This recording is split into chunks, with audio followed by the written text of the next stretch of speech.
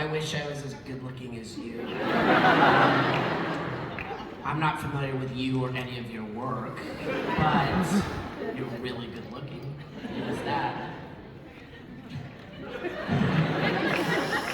I would say for me, it's other cast members of Daphne Ribbon Vega and Christian Borle. Like these are in the Broadway world. You the greatest part about getting to be on Broadway is you often get to be surrounded by and occasionally join your heroes, and so to be in the green room and even in the same universe as some of the. I remember seeing Christian on stage when I just moved to New York and being like, I want to fucking be that guy.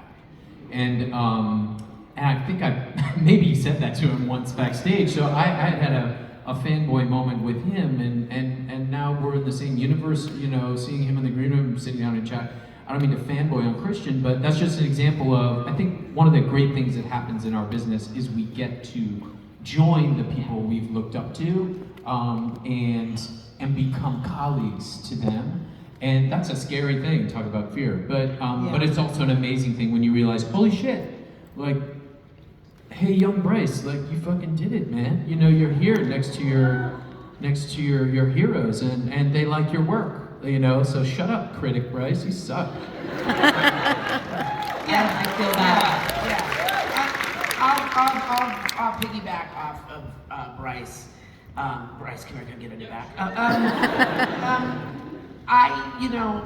I'm kind of one of the younger people on this crew, and I'm always amazed at, like, we have like some really big names that grew up watching my shows, and it never occurred to me. And one of them was Darren Criss, and Darren came on, and he was like, oh my gosh, I'm a huge fan of Alpha 5, and I grew up with the Power Rangers and Invader Zim. And then he did an interview in Rolling Stone where they asked him about playing Peter at how was it on Has Been. He goes, well, it was doubly important to me because, like, a guy I grew up watching is kind of iconic for my generation. So he said that in print, and I was so nice. And so, so we struck up a friendship. I texted him after he won the Tony Award, so congratulations to Darren on that. And I get a lot of that. I get a lot of, like, this guy knew me as from Power Rangers too. Well, from everything. From Billy and Mandy who watched all the that shit. Someone turn that off. Someone left the TV. That's always everyone's impersonation of me. Like I'm the freaking penguin. Some of the penguins, I was the penguin. Slur, slur, slur. There they are. They're slurring quickly.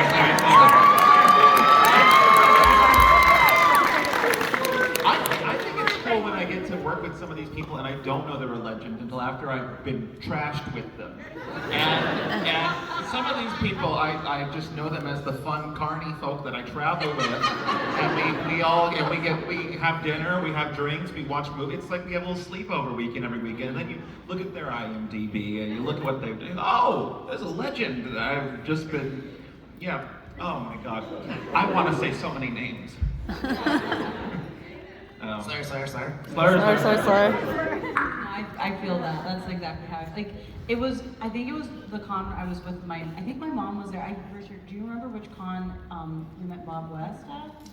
Oh yeah, we were, yes, I do remember. Was my mom with us? Yes, she was. Yeah, she was like, she flipped out. Yeah, my mom got really excited because Bob West is the voice of Barney, Yeah. and like that was like my first ever show, right? And like it was so cool because he likes the show, and it was so cool. Like he was like, oh yeah, I love the show, and I was like, that's surreal. Like this is like probably like the first voice actor I ever heard. And he likes the show, and so like we got a picture with like my mom, because it's the coolest thing in the world, like for us, like on our end, to be in the green room. And just so you guys know, like we have those moments too, like where like we're just sitting down and we're like, wait, that's and you don't always get to say hi to them because you don't want to bother them, but like sometimes it's like one time I was at a con with Carrie Elways and he like walked by and I just went, I love your stuff, like I love you, and he was like, oh thank you, and I was like sometimes it's just like the smallest little thing when you work up the courage. But And sometimes you never do. Think about this. someday in the future, someone in this room is going to have a hit show, and one of us is going to come up to you and go, "Hey, I love your work," and you go, "Holy shit, Vivian Madrano loves my work." Yeah. So that's the cycle we're talking about, and so. And it literally is. I mean, I met and befriended Maxwell Adams, who created Billy and Mandy, and is like the sweetest human, and like it's just the coolest thing. Like it could happen someday. Like really, for real. Absolutely. Yeah. Seriously, that same convention that Viv's mom met Bob at, she came up to me and she goes, "Oh my God, Vivian bought everything from Hot Topic, Invader Zim, Invader Zim, Invader Zim." I did. No, I was a huge, which like makes the fact that we're I can call you such a close friend now is unreal. Yeah. You know, and that's also why. But like when I rewatch them, because every so often I will, I'm just like, you know, it's a good go-to show because it literally inspires me. Like when I watch them, like when I need a pick-me-up, I'll watch an episode of them because it like almost brings me back to like, because I also just genuinely the art style of that show. You lie! You would never get that show ever made. Now that I know the animation pipeline, I'm like, this show could never exist. It is the hardest art style, and it's like so detailed, and it was back like in the like paper days. So I was just like, oh God. So yeah, and then we had 3D. That was the first. In thing 3D, they cut. yeah. So that's the first thing they that cut. show was like now that I'm an adult who works in animation and knows the word, like that show was crazy expensive. Like I was like, oh my God. So yeah. Anyway, amazing show. But I'll watch it for inspiration. But whenever I do, it is like so easy to separate you from the show. Oh. You know, it's I don't like, you know, I don't watch it and feel uncomfortable because I'm like, oh, I know that person. It's like no, it's still a show. You know. It's not that funny now that I know him in real life. Yeah, no, I don't know. I could have done a better take there. I would have circled that. Never meet your idols. Jeez, but this is a true story. I've always said from when I started my career that someday someone who grew up watching one of my shows would be in a position to hire me and work with me, and it was Vivian. Because I always knew that.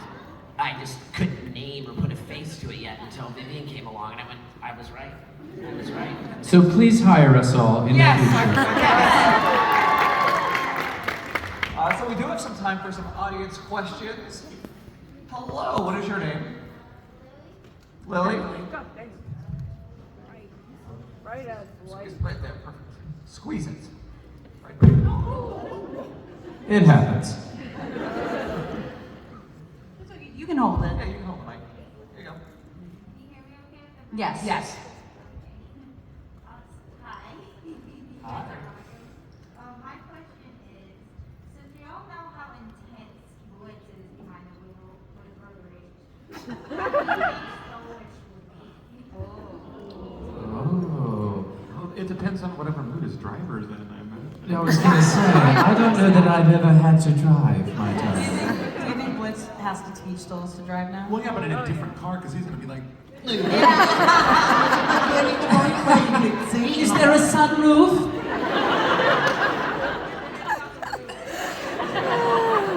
Blitz is like, no, in Hell America, we drive on this side of the road. And when he honks so hard, he goes, hoot hoot. These big old dumpers hanging out the back of the van. Hoot hoot. Yeah, it's like he's like pooping on his own windshield. Right? You had to bring it back. Hoot hoot. the bottom line is that it involves poop. That's Yes. Thank you so much.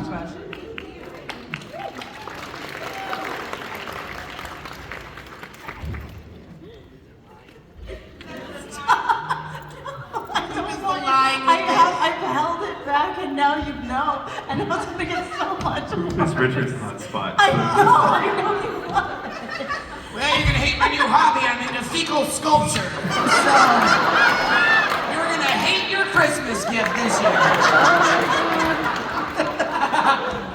And for those of you who celebrate Hanukkah, you're getting 8. Eight fecal sculptures.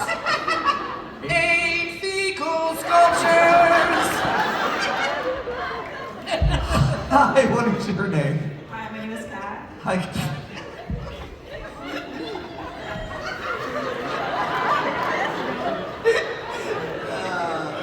About 10 minutes from now, I'm hitting my workshop. So let's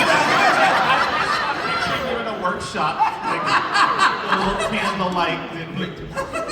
Sorry. Everybody Models turds. He's into it. Hey, Kat, question. My question was for, so as we may know, living with a roommate or partner can be challenging, especially in a crowded one-bedroom apartment. For Bryce and Brandon, what do you think your characters is their number one pet peeve of living together?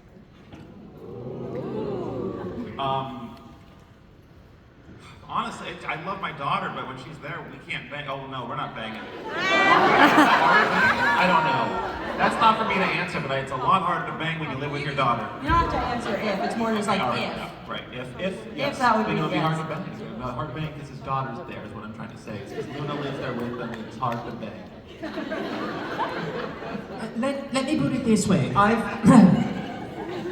I've never had to contribute to a household. Do you understand? So things like trash, I don't know what that is. That's usually taken away from me, yes. And towels, and this is not something I've ever had to deal with. So expectations of, I don't know, being a part of cleanup, I don't know what that means. So good luck. Thank you. Hi, what's your name? Hi, my name's Melissa. Hi, Melissa. My question is for Richard and Bryce. I wanted to ask if Moxie and Stolas ever went out for a day out together, what would they do? And I also need to be specific here. Specifically, if Blitz is unable to follow them, what would they do? So he can't crash it. Blitz can't crash it. Has to involve theater, that's for sure.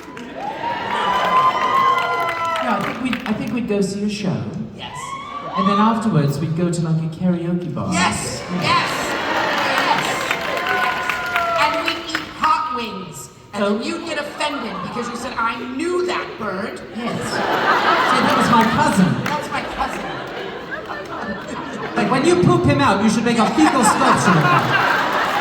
I can tell you what he looked like. Everybody squirts.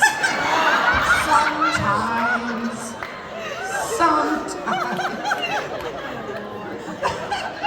Sorry. Thank you. It's always twisting my turds. My words. Thank you so much. Don't shake his hand. And certainly don't let him feed you. But I will be taking commissions at that table. Hi, what is your name? Hi, my name is Dawn. It's great to be here and love to see you guys. I just wanted to ask you, since you inspired me so much, how does it feel to see all the fans that are inspired by your show, Vivian? Okay. Bring it back. Well, I mean, genuine. I mean, I had a really nice response to this question yesterday, so I'll try to say a similar sentiment because, really, it never gets old. It's the same feeling every single time. I get so excited. Every con I do, I'm like, this is a new chance to meet new people, hear new stories, get reminded of how much, all the tireless hours and all the work that goes into the show. This is why, and this is what this is what I'm doing it for. Because I know the shows matter so much to you guys, but at the end of the day, they also they matter to me, and I'm making it for myself. But I know there's so many people like me out there, and you guys are enjoying it. And so that means the world, and the fact that you come here and you're willing to pay us money just to meet us, just to get something from us, it's surreal. And we have to remind ourselves that's so special, and we're so honored, and so thank you guys. It's truly it's such an amazing feeling. I can't put it into words. I feel like I'm less eloquent than yesterday. So much. Thank you. Hi, what's your name? Hi, my name is Bryce. Oh, hello. Say more. This question is mainly for Viv.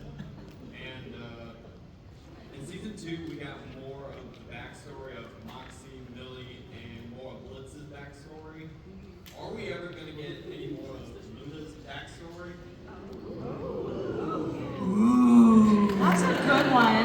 Obviously, I cannot answer, but there is a part of me that wonders if we, because like I feel like Luna, she's a damaged person, but I think part of the show is about the growth, you know? And I feel like we know who Luna is now. So I don't know if we need, like we know, like we learned a little bit of her backstory, but I don't know how much more of her backstory we need besides what we already saw, because like we know her situation and we know how she came to Blitz. And so like there is a part of me, like I'm not saying it's never gonna happen, but like there's a part of me that wonders if we necessarily need that to see the growth and the character that she becomes. And you know, because I think I just am thinking about what we have in store for her, and I'm like, I don't feel the need to go back. I feel the need to go forward, because I also feel like she's probably got a lot of trauma in her backstory that I don't know how fun that would be to get into, you know? Just feels sad. A very like intermediate place of her like Currently she's still like in this, So I feel like, again, the context of knowing where she came from is very important to understand kind of why her walls are up as high as they are. But I think like the story is about like breaking the walls down. It's kind of similar to Blitz, you know? So Her walls are much more interesting, I promise. She's got some great gray walls. Thank you. Thanks. Thanks, Bryce. Hi, what's your name? My name is Jovian. So you guys are voice actors. Obviously, a lot of the lines that you do, we're not able to see your mannerisms, your body language, etc. Do you guys have any that you do, maybe for specific lines? Maybe you could tell us a little bit. But would you say like you have mannerisms you do for certain lines, certain deliverances? You happen to sometimes even do like full body language, even though you know you're not being seen? Well, for the most part, we all record standing up, and so we're very animated. I'm a big proponent of standing up when you record, because you have the energy emanating from the feet up all the way through. And so I don't think we're ever really aware of our mannerisms when we're playing, and that's why I call it, we're playing pretend. So I think we just naturally, if it's an energetic scene, we're gonna be doing this. But often you have to realize that we're also reading our scripts as we're doing it, because we don't memorize our lines. So we're kind of reading at the same time, and we're looking at a screen. So I don't think that I've recognized any kind of specific motions. I mean, I think that Bryce adopts a regal stance when he's recording. Yeah, he does. He's very regal. I think it helps. Like everyone has like a little bit, like, because based on like, especially when I'm over Zoom, we just have the camera. And yeah, everyone has like a unique way of embodying the character and mannerisms and acting.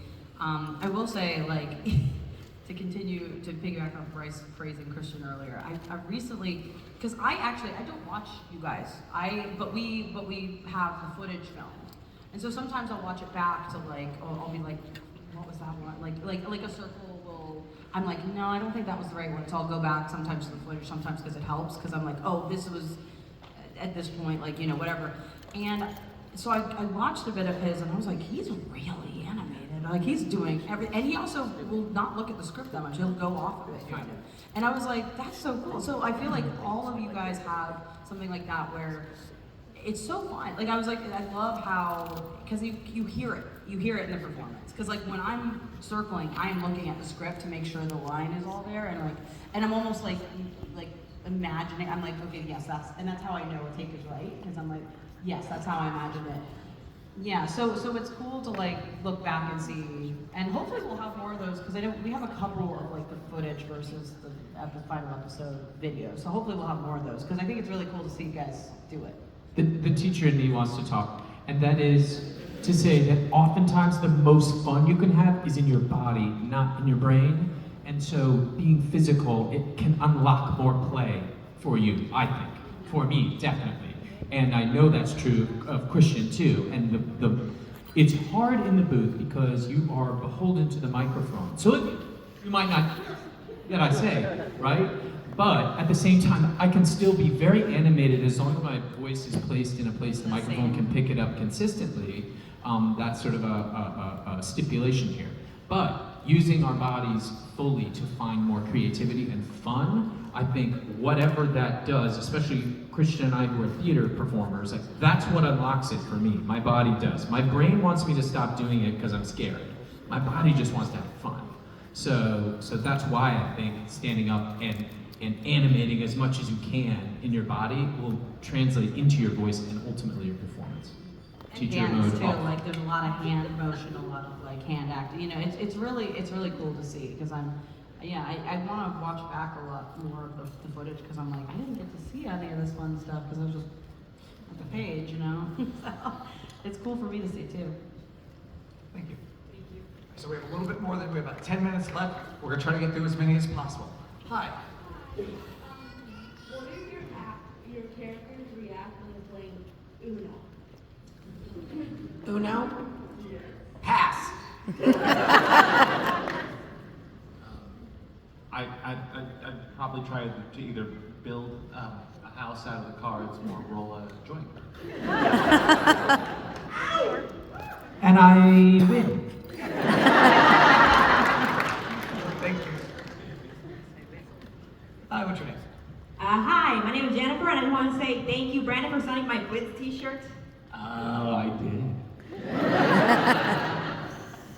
So my question relates to the hit Netflix film K-pop Demon Hunters.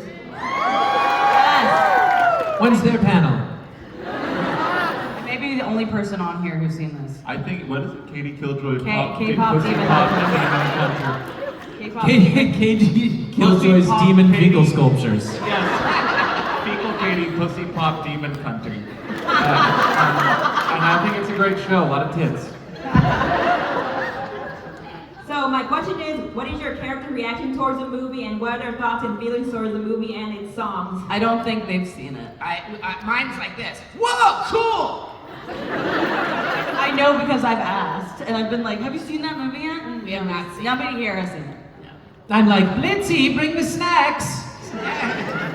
And I'm like, Stolas, bring that jumper.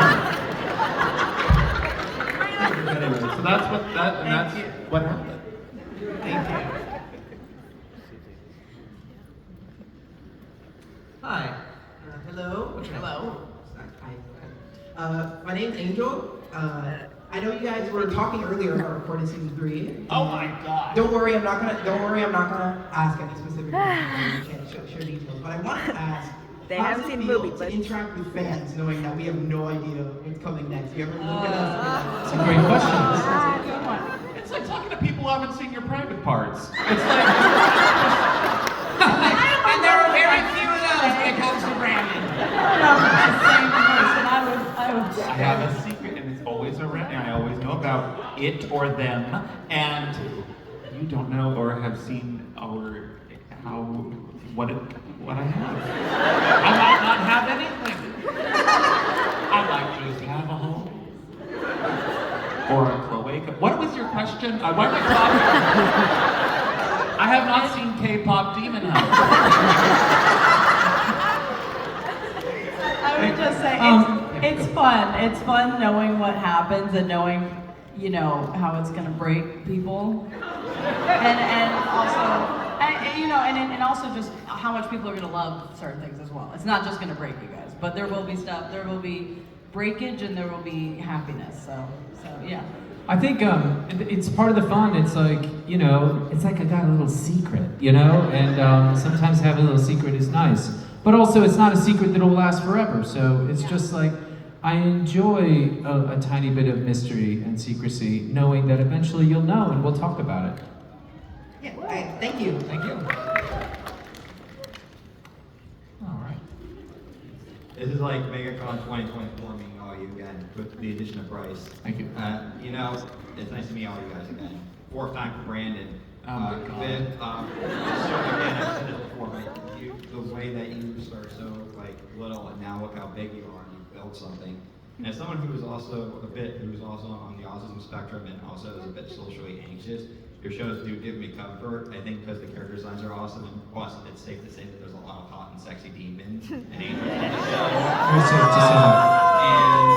And you know, I just really like that a lot. But my question though I have for Richard is, I want to know this, for Viv. Yes, I'm a sexy demon. Richard, I want to know I want to know this. If you were actually the voice behind Shariki Atundu in the Tokyo Disney Sea ride of Tower of Terror, and for Viv, if there's going to be any more shorts that aren't going to be mission-based, like Hell's Bells. And for Bryce, what is your favorite flirty line with Those are 3 questions. Yeah, the people behind you are gonna find you The after this answer panel. is yes, I am the Shariki in Tokyo Disneyland. Wow, I actually have a pin of Shariki Atundu. And I will answer that one just because I think it's something everyone will enjoy hearing. Yes, there will be some that are not missions. We stocked up on missions, but we have now a bunch of non-missions that are in the pipeline, so eventually you will see them. Why, hello, my big dicked Blitzy. I always love Perfect. All right, thank you. Thank you. Thank you. Also, I kind of feel like this show is Animate frickin' Orlando, not MegaCon. So, yeah, this isn't MegaCon, this is Animate Orlando. I think it kind of feels like that around here. Hello. Hi, my name is Piper. If there was an episode where the characters got body swapped, who would you like to see your character in the body of? What body do you like? I like being Fizz so I can show him how to properly do a bit, funnily. What? Hey, we're both clowns. I don't know why he got to retire as one. Trying to kill kids. The body of, I guess Ozzy, because he's tall. Yeah, I was gonna say Asmodeus for sure. Thank you. Hello. I like these fast questions. Hi. Hello. This is more of a question for Richard and Bryce. If you could voice any has-been character, who would it be and why? I know Richard's answer. Yes. Yes, Miss Bomb. Yes. Would you like to do a sex with me? Yeah. I'm doing a sex with everyone. I would say any character that's voiced by my Blitzy, Brandon Rogers. While you say that, though, I do want to take this time to put this out there, because a lot of people have come up to my table, and I'm here to tell you that I am not Baxter in this season. Everyone thinks I am. I don't know even how that got started. I don't know where that got started. But you are going to love Baxter. It's Kevin Del Aguila. Yes, and he is amazing. You will love him. Yes. Del fecal matter. But no, he's amazing. If any of you if you want to hear more of him, now, because I was gonna say more of him, like you haven't heard Baxter yet. I mean, there's a one little clip from San Diego Comic-Con like last year or something, so you can watch that. That is his voice. Someone was like, yeah, that was Richard in that clip, but it's gonna be this other guy. No, that's him. That's him. Anyway, people realize that I'm not Baxter, and it was like, okay. It is him. Google like San Diego Comic-Con clip, you will hear him. But if you want to hear him outside of Has Been early, he's on the soundtrack for Some Like It Hot, which is an amazing musical that unfortunately but he plays Osgood, who's like the millionaire character there. He was adorable. So if you want to hear like a taste of what he might sound like in the show, you can go listen to that, because I think that's and you will love him when you meet him in person. He's amazing. He is so great. Yeah, that's a good thing to point out. Yeah, because like I don't quite know where. It's like I would never hire Richard. That's my baby. In my show. God. If you want to hear Richard, I believe the bathroom we're using is just right across. Stand outside there, trust me. But don't interrupt me while I'm creating. Because I'm in the zone. Yes, he's a turd twister. Yes. Thank you. I think we can try to get through two more questions. Hello. We'll try. Hi. My name is Brittany. I apologize, but could this this question is specifically for Bryce. Taking off what you said about being in the Broadway community and how you admire these people, and my dream is to be on Broadway as well, and I hope that someday I will get to share the stage with you. It would be a big honor of mine.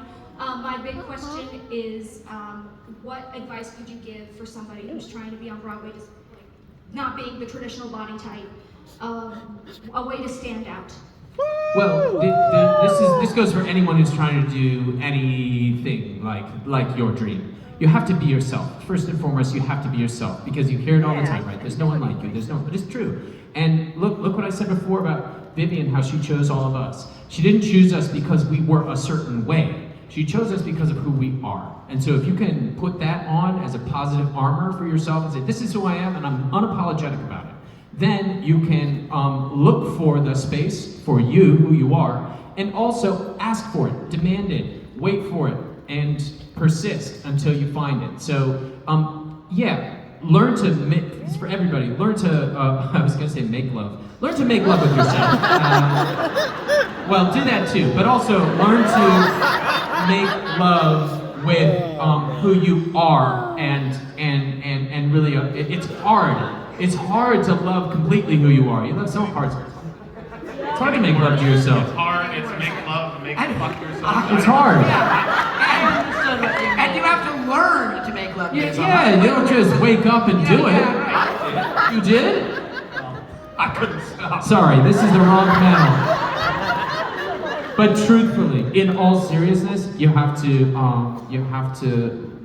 love who you are and bring that love into every space, whether it's an audition or a workshop or a thing you're making. Don't try to make yourself something you're not. Love who you are and bring that into the creative space, and you'll find the people who love who you are too. This is going to be time for one last question. I know. Oh. So this is just really a fun question that comes off of what's his love of horses. Oh my. Yes, I mean, yes. You know what horses do? Huge. They give Richard something to work with. It's part of my road apple collection. Oh, there goes Richard, down to the ranch again. Gotta go! Grab your shovels! I tell you, I love a good bottle of Elmer's Blue. What is your question? My question is, for all of your characters, what would you say their favorite character from My Little Pony is? Which one's the dead one?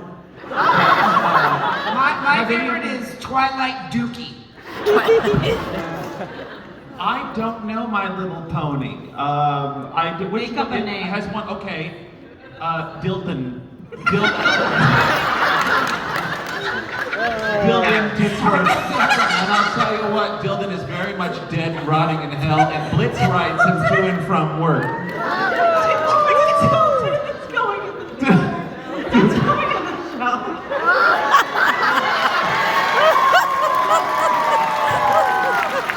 You did it to yourself, Brandon. No, Dilton's dead. Dilton's Elmer's Blue. You know that little cow on the Elmer bottle? That's Dilton. They thought he was a cow. I think it's a cow. What is that little gorilla? Is it a? No, it's not a gorilla. It's a cow. On Elmer's Blue, It there's is a a little clown, logo, it is a which clown. I know it's a fucking horse that's in that bottle. That's Dilton. But Dilton might still be alive, actually. They don't tell you what part of the horse that white shit's from. But that, well, it might be Dilton. I don't know if I'm sad or happy that we have run out of time. Oh well. On that note, thank you, Animate Orlando.